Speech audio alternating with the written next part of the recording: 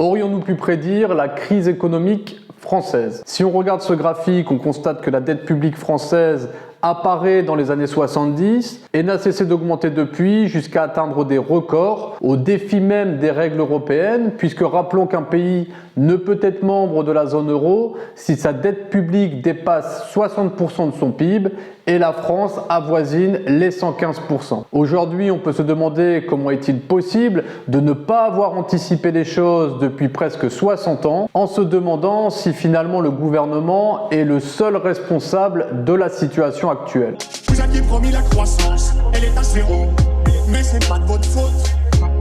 Mais c'est pas de votre faute. Mais c'est pas de votre faute.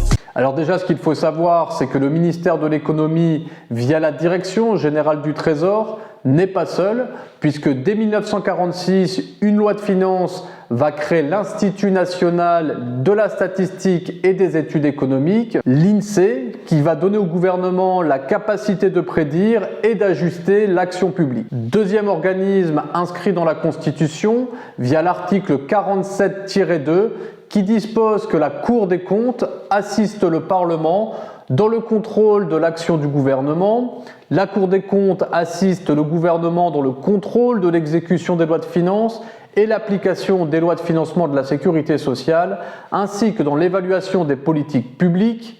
Par ses rapports publics, elle contribue à l'information des citoyens. Et puis troisièmement, en 2012, va être recréé le Haut Conseil des finances publiques pour notamment vérifier la pertinence des objectifs annuels annoncés par le gouvernement dans les textes financiers, par exemple les prévisions de croissance annoncées. Alors malgré tous ces moyens et cette expertise, la dette a explosé ces dernières années et entre 2022 et 2024, on a même assisté à un déficit record nettement supérieur aux prévisions de la loi de finances. Alors que s'est-il passé? On peut se dire que le contexte international a joué sur ces prédictions de croissance et ces prédictions économiques, puisque la crise énergétique qui est apparue après le confinement avec la reprise du commerce international, ajoutée à la crise Covid et le déclenchement de la guerre en Ukraine, ont provoqué une inflation galopante. Néanmoins, comme on le constate sur cette carte, à partir de 2014, la France décroche par rapport à la zone euro,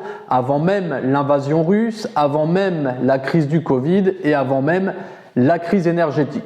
La France est donc aujourd'hui à un carrefour pour tirer le bilan et les conclusions d'une crise économique sans précédent depuis l'après-guerre. Ainsi, il est important de rappeler l'article 51-2 de notre Constitution qui dispose que des commissions d'enquête peuvent être créées au sein de chaque assemblée pour recueillir dans les conditions prévues par la loi des éléments d'information. J'espère que cette vidéo t'a plu et qu'elle t'aura permis d'en savoir un peu plus sur le fonctionnement de l'économie française. Si tu souhaites approfondir le sujet, en description, tu retrouveras toutes mes ressources numériques. D'ici à la prochaine vidéo, abonne-toi, ciao!